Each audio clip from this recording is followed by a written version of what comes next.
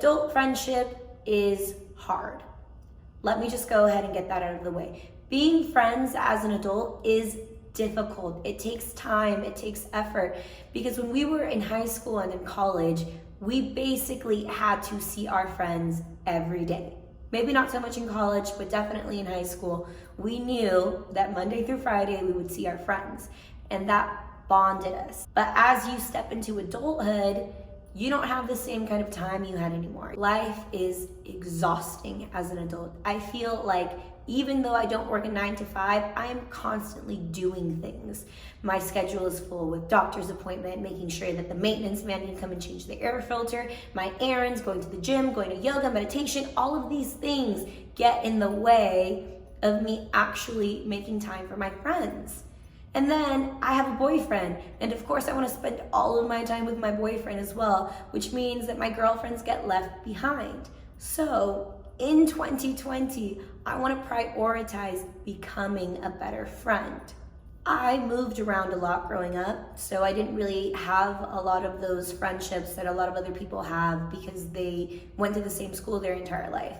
Most of my friendships didn't last more than 2 or 3 years because social media and texting wasn't what it is now. When I graduated college, I traveled for 3 months, and by the time I got back, most of my friends were in their career or in their relationships, and I really lost touch with all of them. So I had to make a big effort to make friends as an adult, and finding new people who will accept you into their life is hard. I'm not gonna lie, I had to really put myself out there. But over the years, I've cultivated a group of women who are absolutely amazing and who I feel super grateful to have as my friends. But I know that in order for those friendships to last, I have to nurture them. I have to make sure that I am being a good friend. So I have come up with my 5 friendship goals. And I know it sounds really corny, but I love the people in my life and I want to treat them better. And I know that I have to make a conscious effort to be a better friend. These are my goals. Maybe they resonate with you. Maybe you feel like, hey, these are changes that I can make as well. My first goal is to stop canceling on my girls for my significant other. Girls' night is crucial. My man can wait. I love him. He is wonderful. But it's not fair to my girls that when he's in town, I completely ditch them just to spend time with him. And I know that so many of us are guilty of this. How many times have you flaked on your girl for a date or for a hookup? Why do we do that to our ladies? What we have to remember is our girlfriends will always be there. And I sincerely hope that my partner is in my life forever. But if he's not, I want to know that my girlfriends will be there for me. And yes, I know that a good friend won't get mad at you for canceling, but it's not really fair to them. I know that I get upset when my girls cancel on me. So I want to stop canceling on my girls. I want to prioritize them and make them know that I appreciate them. Goal number 2 is to schedule time to see my girls. As I said, as adults, we are so much busier than we were as teenagers and in college.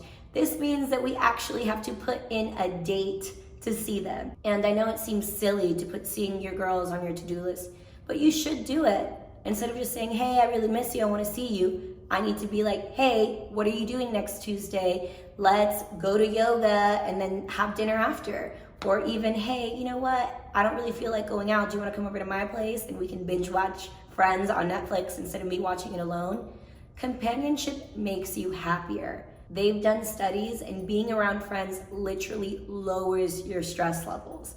So when you're feeling really meh and you just want to be alone, it actually might be better for you to message one of your girlfriends and be like, hey, do you want to come over? I'm not feeling that great. Let's do something. It's so important to prioritize the people who you love. And those friends are going to take care of you, so you need to take care of them. Goal 3, on the same note of taking care of your friends, you have to check up on your friends. We don't realize what our friends are going through sometimes because we get so self-involved in our own lives. Last year, 2 of my best friends had a falling apart, and I didn't really check on one of them because I was really busy with my own things. So by the time we were able to finally meet up, she just poured out completely to me, and it made me feel so awful that I didn't know what she was going through. I didn't know how upset she was because I didn't message her. I didn't ask. When someone is going through something is usually when it's the hardest time for them to reach out. We tend to withdraw, to become really lonely. It's so important to check up on our friends. They're going through things and we might not even know it. My fourth goal is to be the right type of supportive. Recently, I've had two people that I love go through some really serious situations. And fortunately, I've never had to deal with the loss of a loved one or losing a job. And as we get older, these things will arise. People are going to start going through more serious pain. And I don't know how to be supportive in that situation. When my friend told me what was going on with her family member, my reaction was really bad. I was like, oh, well, death is inevitable. It's all going to be okay. And I'm pretty sure she wanted to punch me in the face. And she loves me and she didn't hold it against me. But afterwards, when we talked it through, I was like, wow, what an awful thing to say to someone. And it made me realize that part of being an adult friend is learning how to cope with those things. It's learning how to be supportive of someone who's going through those things. So I began researching, how can I be the right type of supportive? And I stumbled upon this article that basically listed the worst things you can do and the right things to do. And one of the worst things you can do is say anything that is trite in the way of everything is gonna be okay, everything happens for a reason, time heals all wounds. I tend to be a very delusionally optimistic person, and I get really caught up in my own world and I don't realize that sometimes I annoy people. And it's not even that I'm not being genuine, it's that because I've never been through what they're going through, anything I'm saying is gonna come off as inauthentic. How can you tell someone whose family member has cancer, oh, don't worry, everything's gonna be okay? Yes, maybe everything will be okay. No, maybe that family member dies. But regardless, me saying that isn't going to make a difference. Among other things not to do, don't make the situation about you. Don't compare your pain with their pain. And me saying, oh, well, my pet died isn't the same as you telling me that your parent died. You can't compare the two. Why would you try to make it about you? Another thing not to do is don't try to put a positive spin in the situation. And yes, maybe some good will come out of that pain, but in that moment, that's not what the person who's grieving wants to hear. However, the one thing that is actually helpful is to listen. Listen without judgment. Listen without wanting to give them advice. Listen without making it about you. Listen with an open heart. Maybe not saying anything. Maybe just letting them vent. Maybe just letting them know that you hear them. Maybe letting them know that their feelings are valid. You don't have to say anything. They don't expect you to have any solutions. But taking the time to letting them vent and letting them pour out their emotions can make a big difference. Other things that are really helpful, but slightly more simple, bake them cookies, take them to the gym with you, send them funny memes. All of these little things can make a difference because they bring some semblance of joy. Going through something painful is less painful when you know you're not alone. So I hope that in the future, as other friends go through their grieving periods, or I go through my grieving period, I know that we'll be there for each other just by listening and doing what we can to make our lives just slightly happier and less miserable in that time of pain. My fifth goal and my last goal in this series is to stop telling my friends what to do unless they ask for advice. I am the aggressive friend. Why is it so much easier to tell your friend that their boyfriend or girlfriend is trash than it is for you to see that your boyfriend or girlfriend is trash? Don't know, but I do it. I'm constantly telling my friends they deserve better. I'm telling them that they should be getting more money in their job. I'm like always pushing them, and I think that I'm being supportive and positive, but I'm kind of being annoying. I don't know if anyone else has noticed that about themselves, but I'm definitely that aggressive friend, and I want to stop doing that. I do think that sometimes our friends need that extra push of support and love, and if your friend is in an abusive relationship or has a serious drug problem, I do think it's important that you step in as a friend, but most of the time, you gotta mind your own business. You gotta sit down and let them do their thing.